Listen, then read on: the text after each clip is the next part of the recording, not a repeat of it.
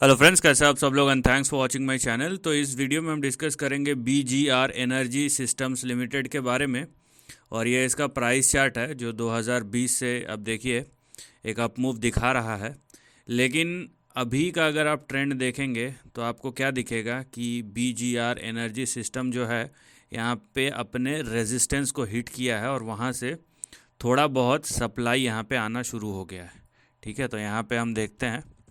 तो ये देखिए, ये दो आपके बड़े रेजिस्टेंस है और ये रेजिस्टेंस सक्सेसफुली अपना काम कर रहे हैं, जहाँ पे शेयर को ऊपर जाने से रोक रहे हैं।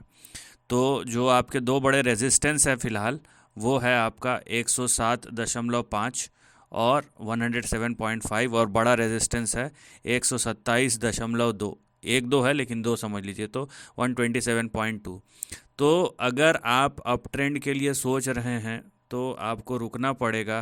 कब तक? जब तक कि BGR एनर्जी सिस्टम 127 128 के ऊपर फिर से सस्टेन ना करने लगे। जब तक ये नहीं करता है, और क्योंकि अभी ये अपने रेजिस्टेंस को हिट करके 127 और 107 ये दोनों लेवल्स के नीचे है, तो एक बात ध्यान रखिए, क्योंकि ये अपसाइड में था और अपसाइड के बाद एक रेजिस्टेंस को हिट किया है, तो जाहिर सी बात है अगर ये ऊपर नहीं जाएगा तो नीचे आएगा, कहीं ना कहीं तो जाएगा ही। तो अगर ये 107 के नीचे ही ट्रेड करता रहता है तो आपके जो अगले दो बड़े सपोर्ट होंगे वो होंगे 71, और उसके बाद अगर उसके भी नीचे गया तो 45। तो ये दोनों चीज़ों का ध्यान रखिएगा आप। और फिलहाल जो आपका एक्टिव रेंज है वो फ़िलहाल तो ये है, लेकिन अगर कुछ बड़ा होता है तो इतना ये जो हिस्सा है ये पूरा आप एक्टिव लेके चलिए। और दूसरी बात यह है कि अगला जो बड़ा अपसाइड होगा या जो भी करेक्शन जब भी ख़त्म होगा वो तभी माना जाएगा जब 127 128 के ऊपर BGR एनर्जी सिस्टम फिर से ट्रेड करना शुरू करे। जब तक ऐसा नहीं होता तब तक ये अपने रेजिस्टेंस को हिट किया है और वहाँ से आपको थोड़ा बहुत करेक्शन कंसोलिडेशन दिखाई दे रहा है। अब क्योंकि ये शेयर आपको फास्ट मूव देता है, तो जब फास्ट मूव ऊपर की तरफ देता है तो नीचे की तरफ भी दे सकता है, तो इस बात का ध्यान रखिए। और ये सब मूव्स होने में कई महीनों लगते हैं। ये ऐसा नहीं है कि आज हुआ कल हुआ, नहीं।